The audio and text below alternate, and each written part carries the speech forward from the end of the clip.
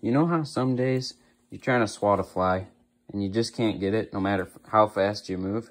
It always gets away. Well, I'm an engineer, so I'm going to solve that problem. Usually when I'm trying to swat the fly, it seems I'm just too slow. And so, well, my thought right now is more power means more speed. How am I going to get this more power, you may ask? Well, here's my answer. Springs. I already have a rough idea of how I'm going to make this. So now that I have all these parts, well, time to get started. We need wood, yeah, now we're outside and wood. This here is my basic idea, which I guess it doesn't look like it makes very much sense right now, but basically this ratchet will be used to pull back the fly swatter, which I forgot to purchase, and then this chain and spring will be pulling it back the other way so that when it's released it will flip around. As you can see, this is a pretty strong spring because if I put a lot of tension on it, it really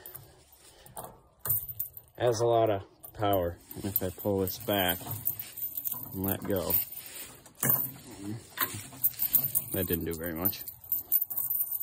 But it's definitely a very strong spring, and if I stretch it a long ways, it will have a lot of power.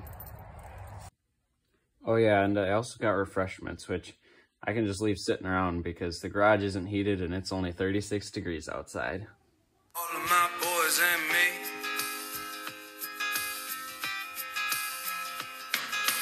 Okay, I got the spring and chain set up, so I guess I'm gonna head in for the night. Okay, it's morning, so I'm back out here. I just have this piece on here as a placeholder for what will actually be in there. And I realized that the chain is likely to want to slip to one side or the other of the board instead of wanting to stay tight to it when I pull this back. I'm going to take these plates and put them on there to try and hold it in line. I got these brackets put on here, and as you can see, I staggered the screws so they don't run into each other. And also I pulled this back to test it, and I snapped the head off this screw that I had it fastened on with. I had a washer holding the chain on top of the chain, holding it like this, and it had so much tension that it just sheared it right off. Now it's just gone.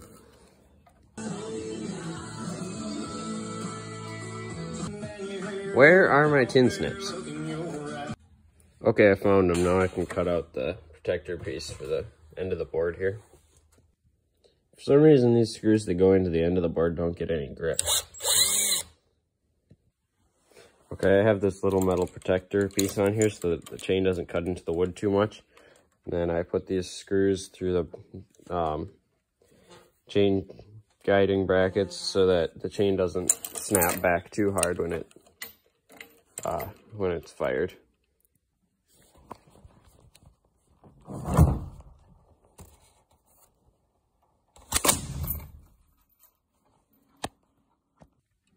This wood here started breaking, so I cut out a new piece that's going to be in the actual final product.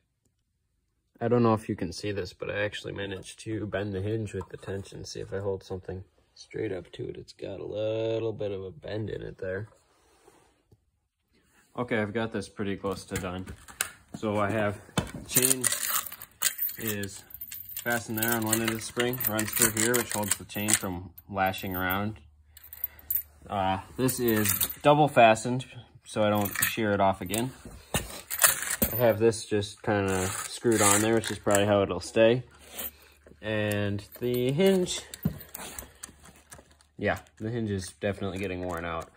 But it definitely has a lot of power right now, and so I guess got to make a few improvements and then it should be done. I screwed this thin piece of board on here and hit a 2x4 with it, and yeah, it's got power.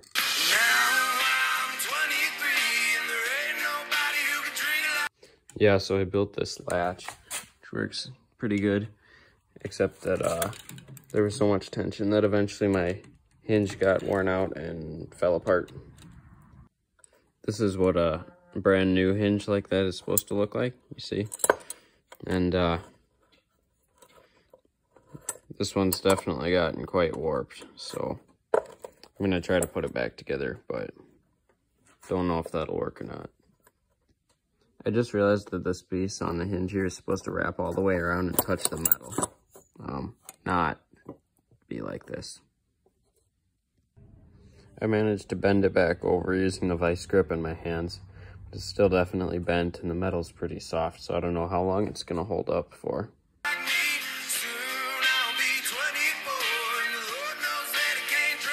Okay, I got the hinge put together and put back on there. I put it on the other direction because then hopefully it won't get unfolded this time.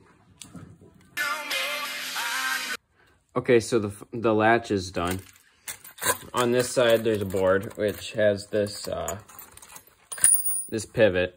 So this gets pulled back and locked in. That nail will go in here, and then this here is to keep this piece from pushing that way because the hinge is bent.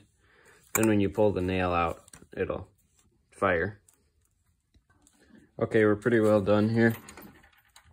This is what it looks like. This is cocked. It's set up like this, and yeah, I just gotta do some modifications to make it easier to cock and to fire easier, as well as hold it decently, and then should be done.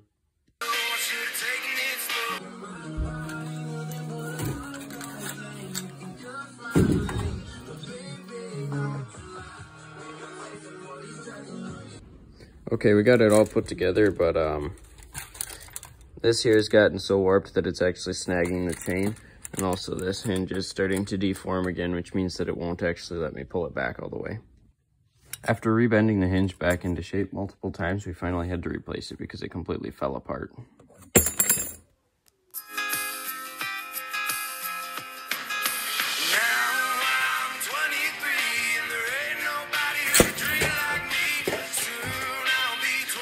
Okay, so I know I didn't film very much of the last part of the build here, but here's the final product.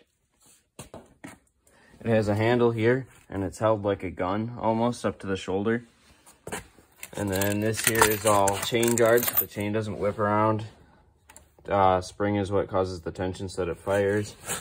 We have our latch over here, so basically that just holds it down, and then when this pin on a string is pulled out, then it releases it. So in order to fire it, this piece of rebar is slotted into here, and that's bent back and latched in down there. Then the rebar is slid out, can be slotted in on the side there for storage. And then all that's left is to put it up to my shoulder and fire using this as a guide. This end here would come to about here on the flyswatter, I believe. So it's a pretty good guide of where the flyswatter will land, and then just pull this string and it pulls the pin out and fires. I also figured I should clarify the reason it's got this second eye bolt here at the end was because originally I was going to use a ratchet strap from the end of this down to there to pull it back, but then I realized it didn't need quite that much tension. But I've decided to leave it there because the length works pretty good for holding it for firing, and also I can step on this for better bracing when pulling it back. So yeah, that's how this works. This is pretty much the final product. I might modify it a little bit, and I'm not going to show a whole lot of testing in this video, but I'll probably have that come out pretty soon. So yeah, that's about the whole thing, the full build. Sorry if you were bored, and thanks for watching.